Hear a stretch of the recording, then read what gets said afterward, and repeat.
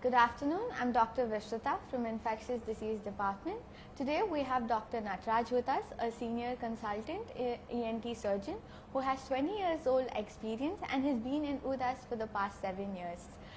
Sir is a very calm and composed surgeon, and today we're going to be talking about black fungus or the mucormycosis, and sir is here to give us light about the subject. Good afternoon. Nice to be here on this session. Mucormycosis is a opportunistic fungal infection. Fungal infection means fungus invades the body and affects the tissues. And opportunistic means the infection happens only when the immunity is down. A normal person with a normal immunity doesn't get this infection. So it's an infection with a fungus called mucor. So it's called mucormycosis. And the fungal colonies are they make the tissues black in color, so it's called black fungus. But the technical term is mucormycosis. Okay, sir. Why is it so feared, sir? What are the complications of it? The main thing about mucormycosis is the spread of the disease. Okay. So usually it starts with the nasal cavity. It enters the body through the nose. It is the fungus is present in the air almost everywhere, and it enters the body through the nose, affects the lining of the nose first, and from there it goes to the sinuses, and then to the eyes, and then to the brain. So if left untreated, it can affect the vision, it can affect the brain, and therefore it can even cost the life of the patient. Okay. So that is why it is feared, because of the spread and the complications. Okay, sir. So does it? What is its relationship with COVID, sir? COVID itself is a new disease, so we didn't know much about it. Previously, say you told me about my experience 20 years, I have seen hardly 10 or 15 mucor cases in my whole professional career. But in the last 2 months or so, we have treated around 25-30 mucor patients. All these patients are post-COVID, usually around 3 to 4 weeks after they recover from COVID. So what happens is, after COVID, the immunity of the body goes down, and at this time the fungus is it's easy for the fungus to infect the body. It takes a chance, and it's easy for the fungus to infect the body. So all the cases which we have seen in the last 1 or 2 months are patients who have had COVID in the second wave. Because of the very high number of cases during the second wave, the number of mucor cases was also very high. We didn't see as many cases in the first wave, hardly 1 or 2 we saw, but after the second wave, the numbers were really huge. Okay. So how do we approach this mucormycosis, sir? Any patient who was diagnosed to have mucor, we can it's a potentially treatable condition. Sufficiently early, if we diagnose the condition, we can treat the patient. So the key lies in detecting the patient early on in the disease process. How do we detect, sir? With what symptoms will the patient actually come to us?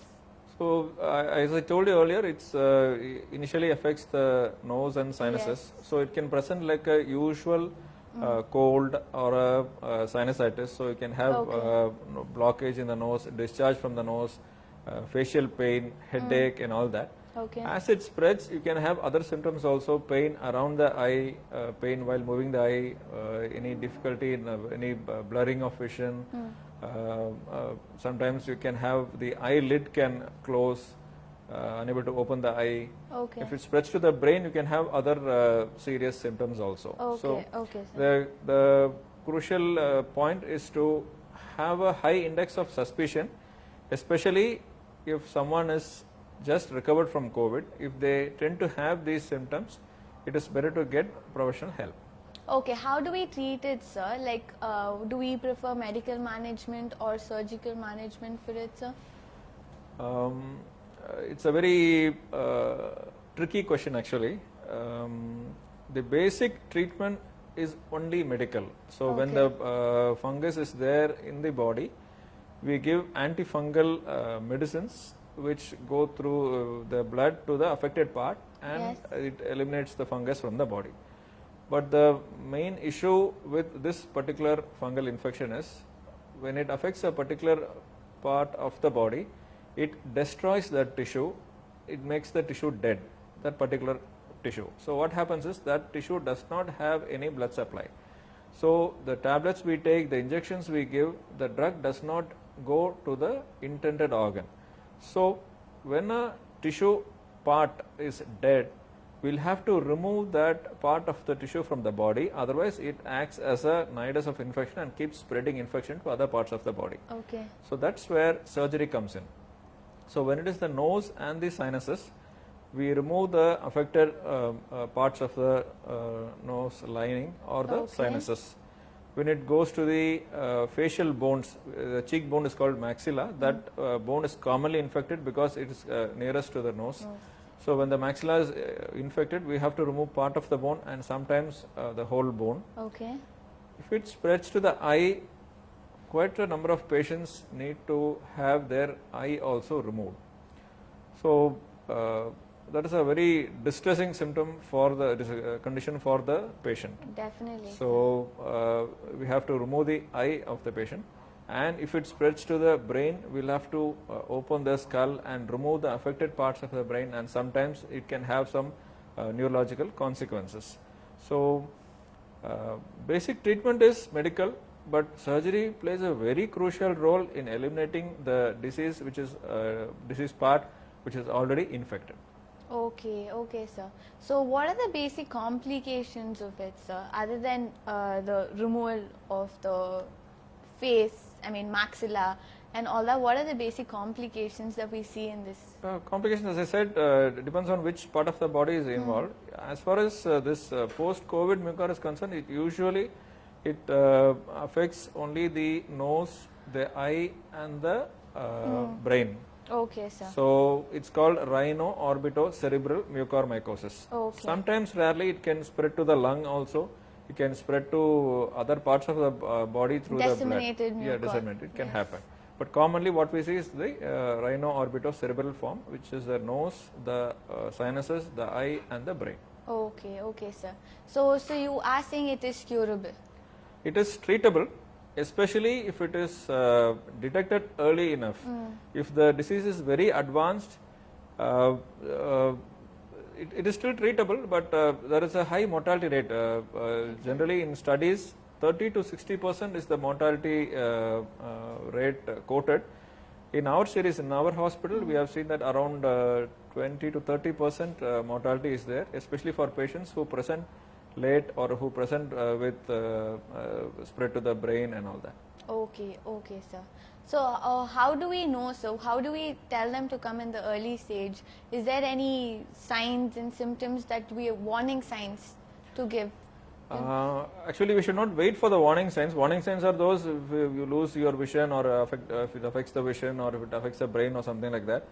Early on, when there is any block in the nose or pain in the facial pain or any swelling in the cheek or something like that, especially when the timing is also crucial, 3 to 4 weeks after recovery from COVID, up to 2 months after COVID, you can get the infection. To what I have seen, sir, not only patients with COVID come with mucor nowadays. Like I've seen patients who are not post-COVID come with mucor, and there is this predisposition, right? Diabetes patient also present with COVID. So I mean present with mucor. Before COVID era, we have seen mucor in patients with low immunity, Yes. commonly with diabetic ketoacidosis, that is uncontrolled diabetes. We see mucor.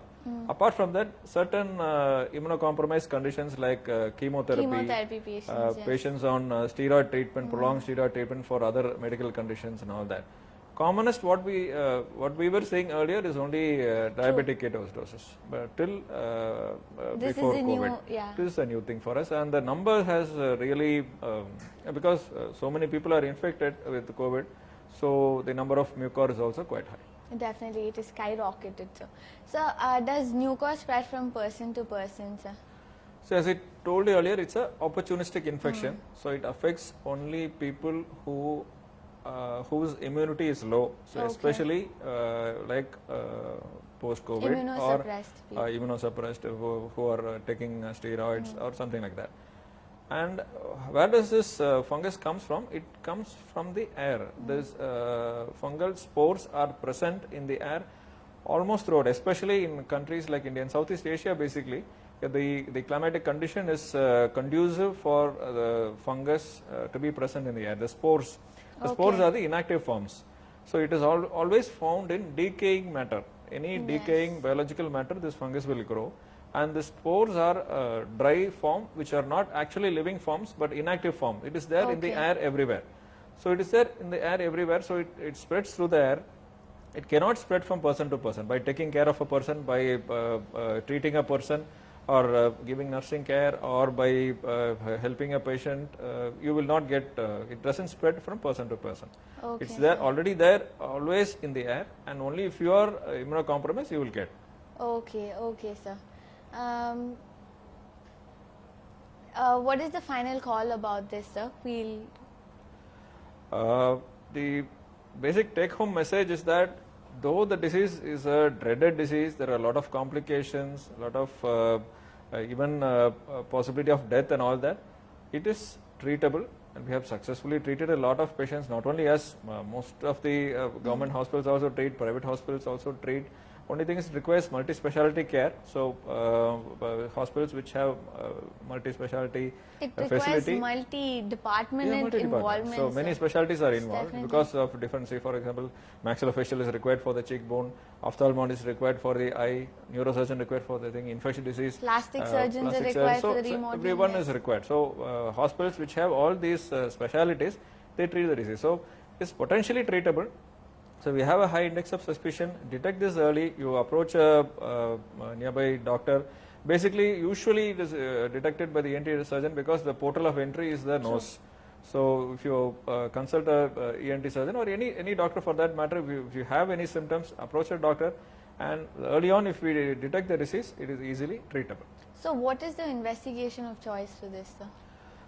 Actually, we'll have to Do a take FES. a affected tissue and send it for culture and histopathology or a kind of biopsy. So that has to be from the nose or the sinuses. So that is the earliest symptom. So Okay, sir. thing is, usually we do it under local anesthesia in the OP itself. Through an endoscope, we take the tissue from the nose or the sinuses and send it for biopsy. Sometimes the nose and sinuses are normal. Rarely we see that the nose and sinuses are normal. It has invaded deeper structures directly. Those times we will not be able to do a biopsy under local anesthesia. We need to do a mini surgery even to get a diagnosis itself. Okay. So we have to give general anesthesia and take a sample from deep inside and then send it for biopsy. We need to have a confirmation of either microbiology or pathology because the medicines are quite toxic. They have a lot of side effects. So unless we have a tissue confirmation, we don't start on the antifungal drugs. Okay, okay. Even the management of the patient is pretty complex, no, sir? Yeah. Because most of the post-COVID patients, they will be on O2 support. Yeah, exactly. Yes. See, already they have just recovered from a major illness. Yes. Psychologically and physically, they are already down. True. And this comes as a second blow to them. So Definitely. it's quite a difficult situation. But all is not lost. We can still treat them if we diagnose them sufficiently early. There is going to be facial deformity, no, sir, after the surgery. So it requires a lot of counseling as well from your side. Yeah, that's it. Facial deformity will be there only if it is advanced disease. And even for all facial deformities, we have excellent reconstructive procedures. Yes. Only thing is we don't do it immediately because if the disease is still active, reconstruction is not recommended. So we'll wait till the patient is fully cured, maybe we'll wait for 3 or 6 months and then do the reconstruction. So though there is lot of deformity and all that, we can give a very good post-operative life for the patient, quality of life for the patient. Okay, okay, sir. Is there anything else you wanted to add, sir? As I said earlier, early diagnosis and appropriate treatment will go a long way in treating most of these patients. Okay, okay. Thank you. Thanks a lot, sir. Thank you for the opportunity.